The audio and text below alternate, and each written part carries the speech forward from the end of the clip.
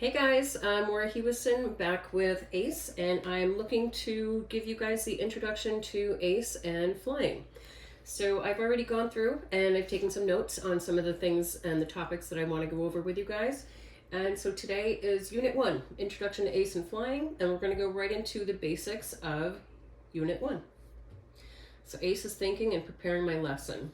And we're going to listen to ACE for a second. Hello there, I am Ace, and I am pumped to kick off this section. Forget the jargon for a minute. We are looking at the absolute fundamentals of powered flying, the incredible balance of the four forces. We are going to learn exactly how to manipulate those forces to climb, descend, or turn. Let us get started. And in my prior video, I talked about taking notes and everything. So the four fundamentals of flight are lift, weight, thrust, and drag. The lift is going to be the wings that are pulling us up in the air. The weight is going to be the gravitational pull pulling us down to the earth. The thrust is going to be the power that we're getting from the engine. And the drag is going to be the air resistance that we're facing as we're trying to thrust ourselves through the air. And one of the notes I took here, if you can get your lift to equal your weight and your thrust to equal your drag, you're going to have what's called level flight, which is very nice. I'm going to go to the next slide. Dashboard.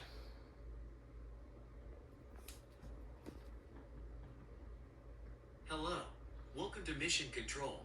This is the dashboard, and it is absolutely the most critical piece of real estate in the whole airplane. Get ready to meet your new best friends, the flight instruments. We focus heavily on the primary 6 instruments. We affectionately call them the 6-pack. You have your airspeed indicator telling us how fast we are moving, the altimeter telling us our altitude, and the VSI showing if we are climbing or descending. But the most crucial instrument for keeping us level? That's the attitude indicator. It is our artificial horizon. Then you have the heading indicator for navigation and the turn coordinator for making smooth, coordinated turns. Remember, the dashboard isn't just about flying, it's about engine health too. Keep a close eye on those engine gauges like the tachometer and oil pressure. Mastering this panel means mastering the airplane. Let's make these gauges second nature. And so one of the things I want to mention, I'm going to show you a quick video, but when you're looking at the dashboard and you're looking at your 6-pack and you're looking at all of the other gauges, you're not going to be completely focused on it. You're going to look at your dashboard, you're going to look outside. You're going to look over your dashboard, look outside. The best way to tell where you are and where you're going is to look outside. We don't want to become fixated on the 6-pack. I'm going to play a quick video here that gives you a little bit more in depth. Want to fly confidently and safely? The 6-pack flight instruments are your essential toolkit in the cockpit. Let's break down why they're so crucial for every pilot. The 6-pack refers to 6 key instruments in an aircraft that give pilots the vital data they need to navigate safely. These are 1. Attitude indicator. 2. Heading indicator. 3. Turn coordinator. 4. Altimeter. 5. Airspeed indicator. 6. Vertical speed indicator. Together, they help pilots monitor the plane's position, speed, altitude, and more in real time. These instruments are the pilot's eyes and ears while flying. They help you stay on course, monitor altitude, and avoid dangerous situations, especially when visibility is low, like in clouds or at night. For example, the attitude indicator shows the plane's orientation, while the airspeed indicator keeps you aware of your speed, crucial for safe flight. Altimeter tells you your altitude, helping prevent collisions. Vertical speed indicator shows how fast you're climbing or descending. Turn coordinator helps you make smooth, coordinated turns. Master instrument flying techniques to navigate through bad weather or at night. These instruments give you the confidence to fly accurately, no matter the conditions. Make sure you understand and practice them to ensure your flights are always smooth and safe. Want to learn more? Subscribe and get tips on how to become a safer, more skilled pilot. So that, I think, is a very helpful guide on how to get more familiar with your 6-pack. Another one of the things is In your pilot training, you're going to learn a ton of acronyms that we're going to go over.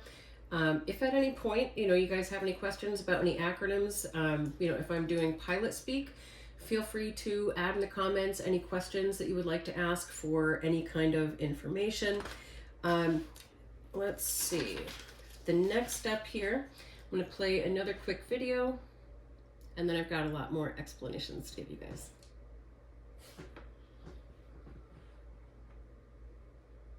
That slide is pure history. The Wright brothers, Wilbur and Orville, gave us the blueprint for aviation. Forget just gliding. Their genius was solving the riddle of three-axis control. They realized an aircraft needed intentional control over pitch, roll, and yaw, just like the controls we use today. Their breakthrough concept of wing warping was the foundation for our modern ailerons. It allowed them to actually turn the airplane. Remember the date? December 17, 1903, at Kitty Hawk, North Carolina. That first successful, sustained, powered, and controlled flight launched us into the sky and made your pilot training possible. They are the reason we are here. All right. So some of the things that I want to go over with you guys before we start doing any questions on it, which I hope that I'm going to do very well on. Part of the way that you become a private pilot is you start out as a student pilot. When I hand off my students to the CFIs or the CFIIs, depending on what level they're at, the first thing they're going to do is a CFI is going to go onto a website called IACRA. And what IACRA stands for is the Integrated Airman Certification and Rating Application. What that does is it allows the student to apply for a student pilot's license. I cannot do it because I'm a student pilot as well. It has to be done by a certified flight instructor. They put their FTN number in there. So that's what has to happen there. And then they start doing their training.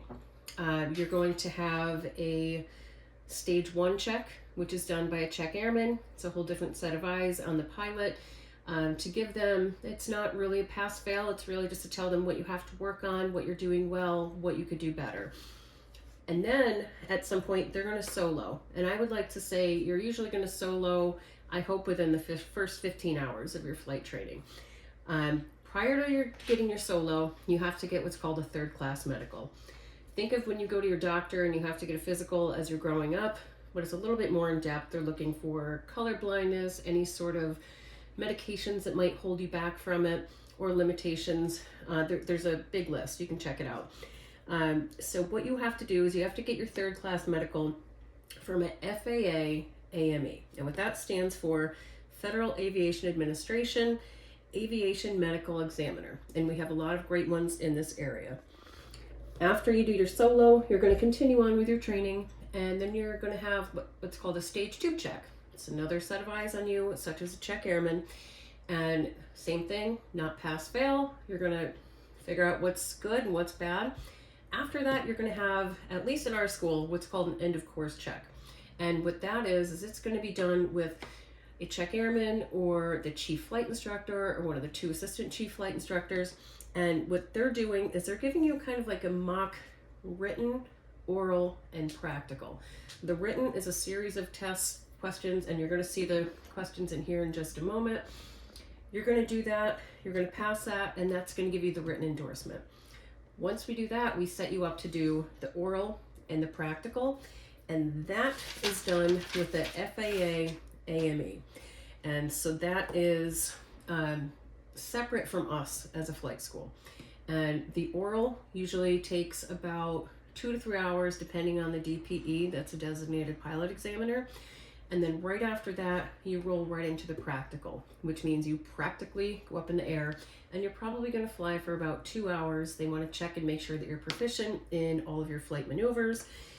At the end of that, the DPE is either going to give you your pilot's license, or if you end up failing, you have the chance to try again. So now we're going to go right into the quizzes. The first question: what score do you have to get to pass each unit exam in the Agentic Learning Solutions? So that's internally for Agentic, and you have to get an 80. That's what we want to see. I got it right. What score do you have to get to pass the FAA Private Knowledge Test? They have 70%. Next, test. What score do you have to get to pass each unit exam in the Agentic Learning Solutions course? We want them to get an 80 or above. Next, how many questions are in the FAA Private Pilot Knowledge Test? There's 60 questions. What score do you have to get to pass the FAA Private Knowledge Test? Again, he's trying to trip me up here. And that is going to be a 70%. Lesson complete. I did it. I got all of them right. One of the other things I want to mention is when you are taking your test with the 60 questions with the FAA, you have 120 minutes to get through them. Hopefully you can get through all of that in 2 hours. And like I said, with our end of course training, we're going to make sure that you're ready. We're not ever going to send you into the DPE or to do your written without knowing that you're fully prepared. So after that, Unit 1, we've got Unit 2, and we will work on that in our next video. If you guys have any questions or anything like that you'd like to drop in the comments, feel free and I'll get back to you in a timely manner. All right, thanks guys. Have a great day. Until next time. Bye.